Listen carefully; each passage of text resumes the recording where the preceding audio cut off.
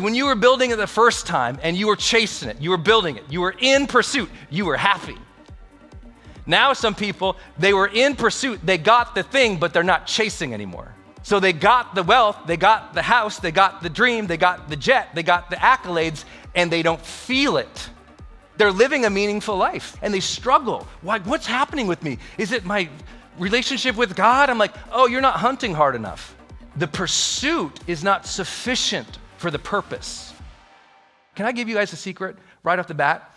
Of all the people I've worked with, 2 US presidents, over a dozen Olympians at the top levels of the world, the best sports players today who are literally in the game right now, the opportunity to work with 50 of the Fortune 500 senior executive teams, I can tell you a super secret that most people don't know. Do you know what people want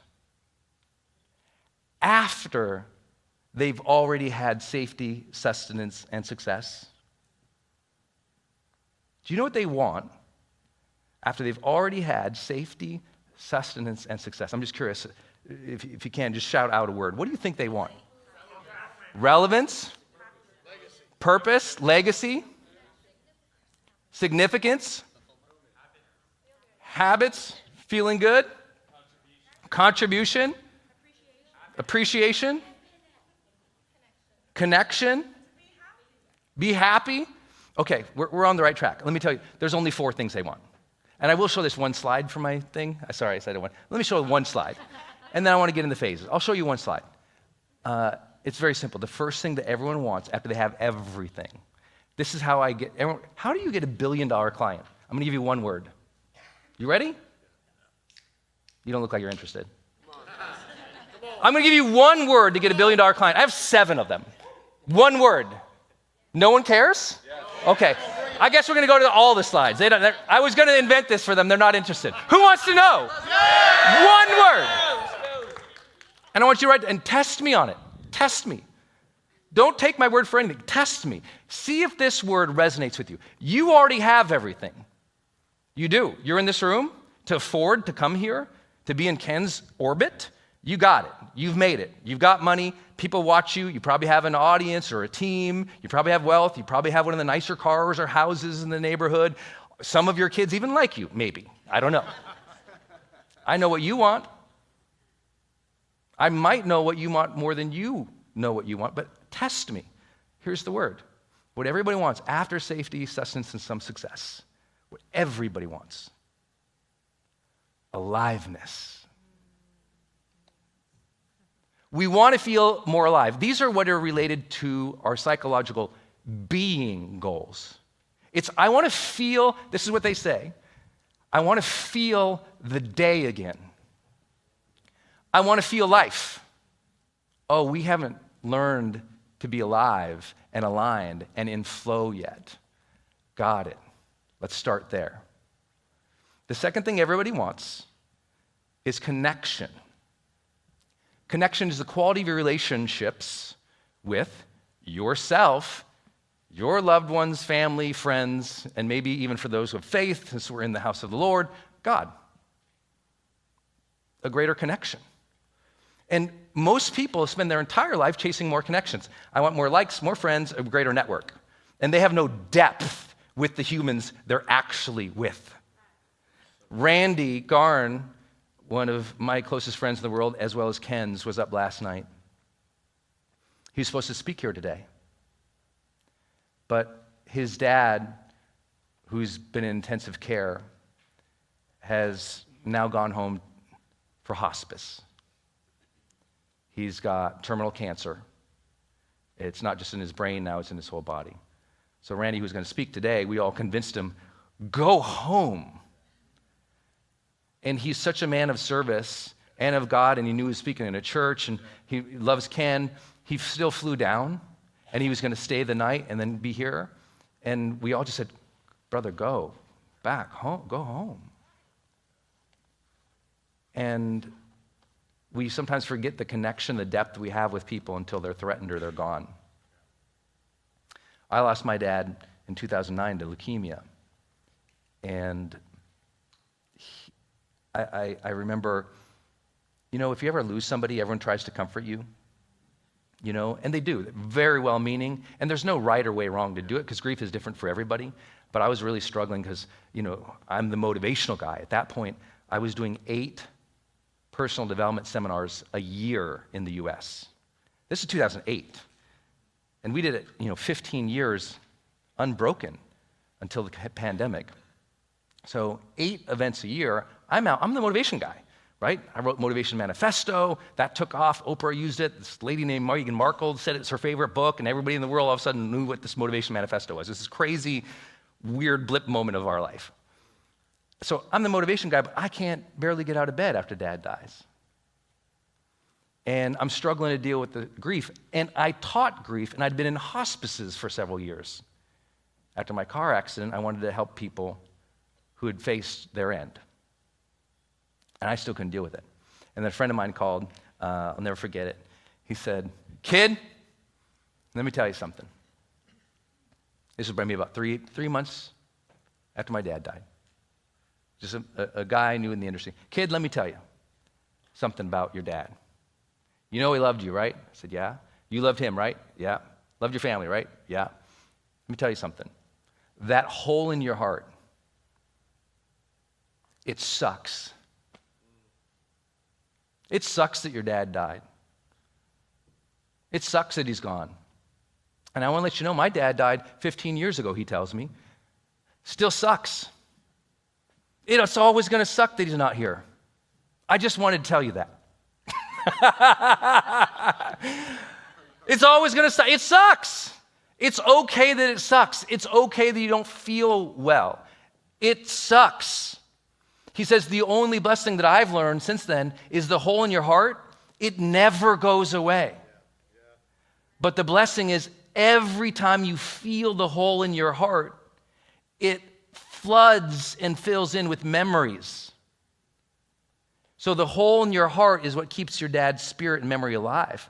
If you didn't feel the hole in the heart, it wouldn't fill in with the memories and call forth the memories. So the pain there is actually the thing keeping you a little bit connected and filling in the memories. It's okay that you feel like there's a hole in the heart. It's okay. It sucks. It's always going to suck, but at least the memories will keep coming and you always have that connection.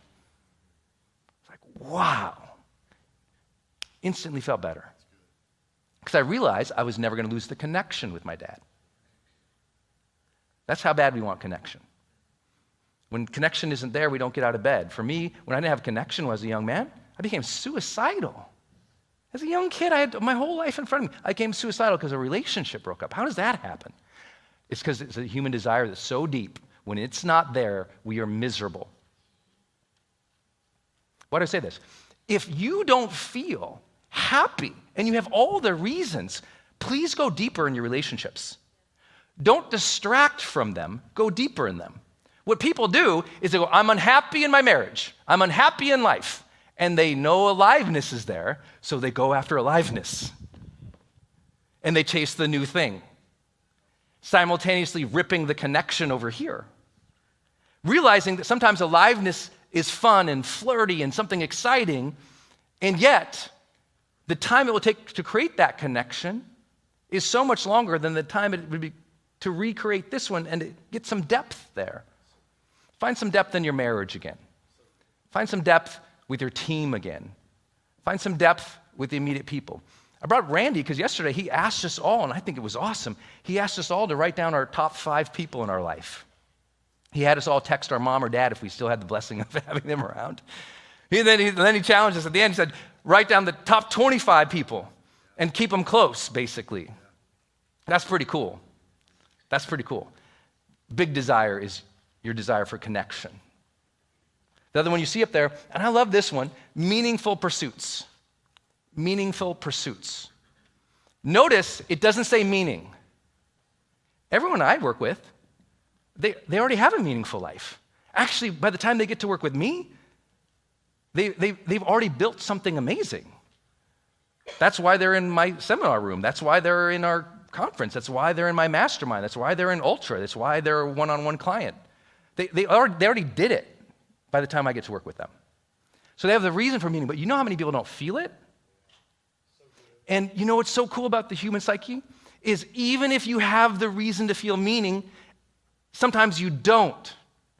Because Would you, when you write your notes down, just do me a favor, would you, on your notes, would you make sure you circle this word pursuit? Would you write that down? Because when you were building it the first time and you were chasing it, you were building it, you were in pursuit, you were happy. Now some people, they were in pursuit, they got the thing, but they're not chasing anymore. They're not hunting anymore, hunters and gatherers. So they got the wealth, they got the house, they got the dream, they got the jet, they got the accolades, and they don't feel it. They're living a meaningful life. I've worked with pastors. They have all the reason in the world to feel meaningful. They're creating a connection with God. They're sharing the word, and they don't feel a sense of meaning. And they struggle. What's happening with me? Is it my relationship with God? I'm like, oh, you're not hunting hard enough. And all of a sudden, oh, the pursuit is not sufficient for the purpose. They're not in active motion, challenging themselves in the pursuit. So in the middle of that triangle, you saw the word growth. When I work with a client, it's maybe the fourth question I ask them. I go, tell me, how are you strategically growing right now? And if they can't describe that right away, I know their misery is more deep than most people. Tell me, how are you strategically growing right now? For some people, they think about their business. They think about what they're going to grow or build. Some people, they might tell me some skills they're working on. Some people might tell me, oh, I'm trying to do this with my family. That's cool. That's cool. But I just need you to know it. It's fine. I don't have to give you, you need to know it. And when I look at the calendar, it should be obvious in your calendar what you're trying to build. So there's blocks of time for the skill sets you're trying to build. It should be obvious to an external human being what you are trying to grow into in your life. And some of you, that might be your spouse. She just knows what your goals are. Awesome. That's part of it. But your growth is what's really critical to everybody here, which is why I love Ken's teaching and where he goes with it. Because it's that permission he's trying to give that I'm trying to give as well. It's just like, you need to give yourself permission for a higher ambition. Yes. Do you know what died for a lot of people the last 3 years? Ambition. We made ambition a bad word, and we're shocked that the culture is disengaged. What? No, ambition, hunger, drive, stack, all of that is good as long as you don't wreck your health and your relationships, which is what we call high performance again. So again, if you haven't read High Performance Habits, make sure you read that. That's the baseline study. If you're not doing the 6 habits of high performance, there is no hope for you to become a high performer or to sustain it. And that's not my opinion. It's the largest study ever done. It's just so obvious. And if we can do those things, we can start to grow.